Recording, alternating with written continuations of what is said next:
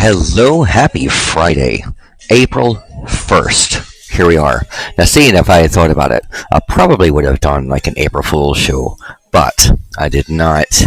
I was not on point with that because this week we've been going through a 5-part series talking about narcissists, psychopaths, emotional abuse, and the impact of all of that. It's a very tough topic, you know. I'm also, before I get started, let me just tell you that I had to come, and today is technically my day off, so I was not going to be, I was going to be kind of hanging around at home. Well, the universe decided differently. So I had to go and make a trip about 2 hours away from where I live, and so now I am a long way from home and sitting in a different place than I normally do, so some of the background noise might be a little different than normal, so I hope that it's good, and I hope you can still hear me, and everything is going to be great. Today, I am talking to you about a destructive force. Now, this week, we've gone through several shows and articles talking about narcissists, the impact they can have, and so on. But one thing that crafted when I wrote this particular article was to offer a better understanding for all of you still kind of scratching your head trying to understand narcissistic behavior. I also don't want you to I don't want you neglecting your own injury from narcissistic abuse. That is sadly one area that a lot of people kind of fall into, is we get past that cycle, and instead of healing up and understanding, well, we continue to just stay kind of in limbo. Narcissistic limbo, the abuse aftermath. So I'm going to try to explain a little bit further for those still kind of scratching your head going like, what the hell just happened? Narcissists suffer from what the Diagnostic and Statistical Manual, the DSM, which is the mental disorder set list basically. But here's how it defines. Well, it defines narcissist as narcissistic injury. Okay, so in that would be, a vulnerability and self-esteem, which makes narcissistic people very sensitive to injury from criticism or defeat.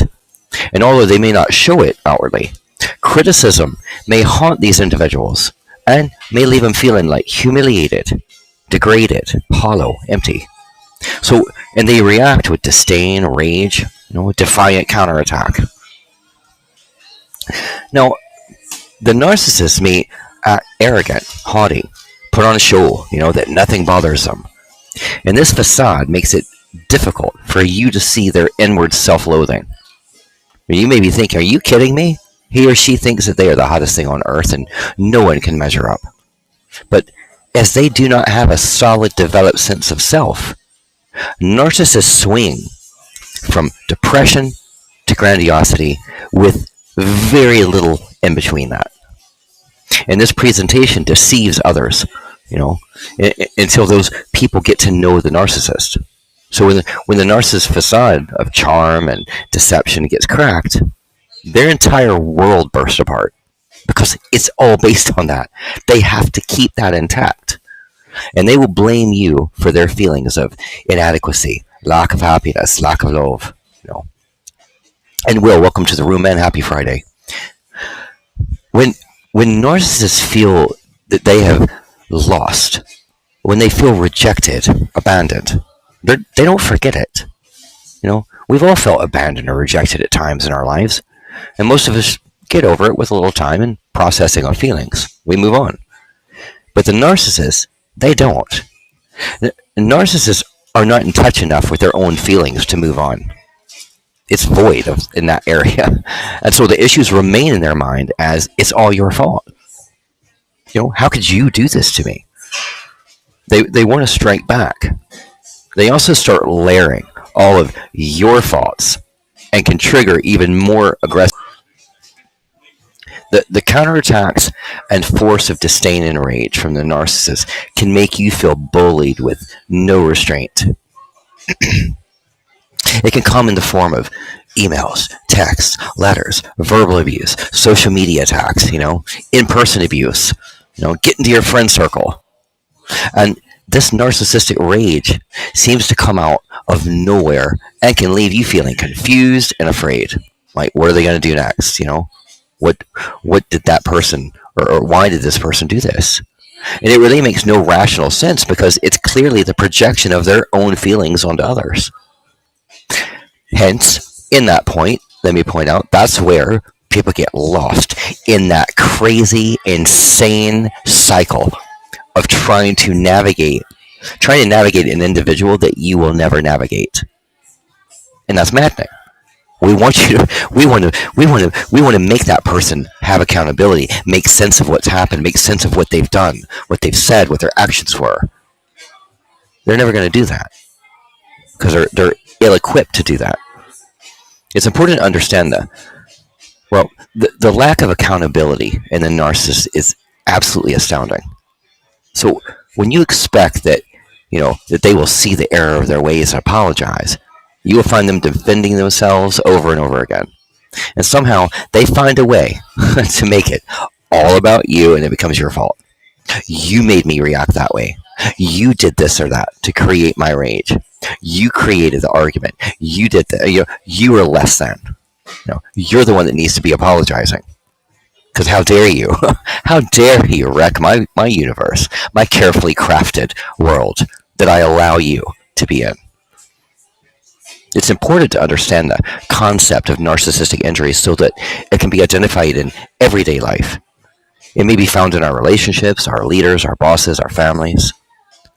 And it affects us because it is harmful and abusive. It leaves one self-doubting and wondering what they did to cause the chaos and destructive behavior. Hence, that's where the narcissist kind of got in there. It's your fault. You did this. Why? You let this happen. I see people struggling to come to terms with narcissistic behavior in media. You do too. Media, politics, families, love relationships. I mean, man, I deal with this on a daily. I really do. I deal with this on a daily basis with somebody. I'm dealing with a narcissistic situation with somebody, meaning I'm trying to maybe help somebody else deal with their narcissistic situation. Daily. That's insane. And I was looking at that actually. I was thinking about that the other day. That the amount and the frequency. Now I've been doing psychology 25 years. And when I really look back, I can't tell you that I've gone a week. I don't think I've gone a week without dealing with this. I can't even tell you I've gone a few days without dealing with this. That's scary, man. I mean, meaning that it is that rampant. It is that large of an issue. But see, these people that are trying to, that do struggle to come to terms with that behavior, they have to understand that the narcissist also does not have the ability to give empathy. Issues related to them rarely get resolved. But think about that. I mean, a complete just lack of empathy, lack of compassion, lack of truly being genuine, of caring that, oh, I hurt you. I'm so sorry, I didn't mean to do it. I didn't mean to hurt you. I didn't mean. There's none of that exists. And if you do get some kind of an apology, well, it's fake. It's pretend. It's forced. You know. So the thing is, if you've come through it, well, then when you move on, don't be blind to their behavior. Don't skip also your own injury from the abuse. Listen, even if you weren't physically abused, you were emotionally abused.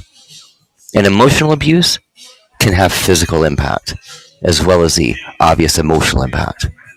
Like it just compounds on itself. So you never want to put off getting help if you've been through that, you know. But yeah, this week has been kind of a cultivation to kind of get to this place right here today. And Ashley, welcome to the room. Welcome to the show. That, you know, so many times, so many people, and like I was just saying, that I really deal with this on a regular basis. Well, the other problem is I look at how many people repeat the cycle. Well, majority do. Because it's hard that first time around. You might go through it the first time and you're like, oh, that was a one-off situation. But then what happens is the people that don't take the time to heal or understand what just happened. I mean, even if there's going to be aspects when you're dealing with a narcissist, there's going to be aspects even when you get out of that relationship, you're never, ever, ever going to have an answer to certain things. That's just the way it is. But some people will drive themselves absolutely stuck raving mad because I have to make it make sense. Because I'm a good person. I'm a good person. I'm a loving person. I'm a compassionate person. I gotta make sense of this because I wouldn't do this. I didn't create this, you know. So they want to start trying to make sense of everything. You're never going to make sense of it. And the narcissist is never going to help you try to make. If you try to reason with a narcissist, guess what? Guess where it's going to end up? It's your fault. Always your fault. You created all the problems. You're the reason all of this happened. You're the reason you're depressed. You're the all of it. And so we have to realize that sometimes we are going to be faced with situations that we have to create our own closure. And we create that own closure because we have to keep ourselves healthy. We want to stay healthy. We don't want to repeat the cycle. And when I see people that have gone through it like multiple times, gone from just one narcissistic abuser to the next, because as we talked earlier in the week, you know, that becomes the normal, that becomes the pattern. That's what I'm used to. I'm used to it. And then there's that little glimmer you keep in the corner, but they're going to change.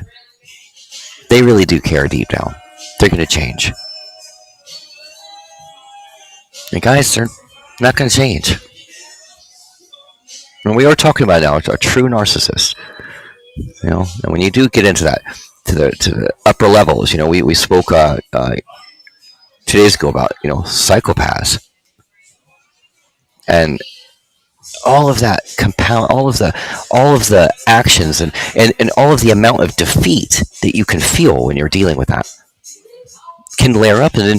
And you kind of, when you get out, if you get out of that relationship in that time period, where hopefully, you know, what you should be doing is taking some time for you and stop focus on trying to get into another relationship. But if you're in that little window in between, listen, your self-worth is damaged. Your self-value is damaged. Your self-care, self-love is typically damaged. Because the narcissist is, man, they have dwindled that out of you. They've started to kind of bleed you dry. And you got to rebuild. You got to restock, you know? And so it's just very important that we can take this and really try to apply some like seeds for helping you get to that better place, because nobody needs to live in that. Nobody should ever make that okay. Nobody should. It's not okay. Don't let that be your normal. Break that cycle. Break that rut. Break that wall. And realize you don't deserve. You don't deserve to be emotionally abused. And guess what? It's not your fault. The stuff that happened with that narcissist or psychopath, guess what? It's not your fault. You didn't create it. I mean, sure, sometimes, yeah, we're all guilty of creating an argument and stuff like that here and there, right? But we're talking about the the full-on, hardcore manipulation, tearing you down, twisting everything, gaslighting, all of that. Okay? That's not your fault. So, guys, I hope that you're able to take something really good from this, really positive from this. I do want to open the stage up if either one of you want to come up and tell me how you're spending your April Fool's Day and your Friday. I'm so happy it's Friday. I'm telling you right now, guys, I am planning to have the most chill weekend I can freaking manage to have. It's been a week, but yeah, I'm happy about that. Yeah, and I was thinking about it too. Like, I already planned to do this 5-part series this week, but I didn't really think about Friday being April Fool's Day. I would have probably done a special show about April Fools. I remember in university, I mean, this was my fun day because I would try to find the most epic joke to pull or play on people. I mean, it was like, I was the person that my friends would try to avoid on April Fool's Day just because I would have so much fun with it. So I think that would be a fun show. Maybe I'll do that later tonight. I'll have everybody come up and share their April Fool's stories over the years of all the things you've done. I think I will. I think I'm going to do that this evening.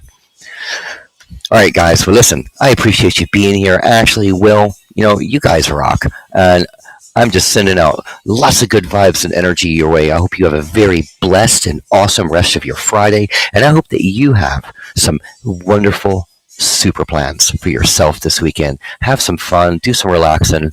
And yeah. Well, until next time, guys, be happy, be healthy, and I will talk to you soon.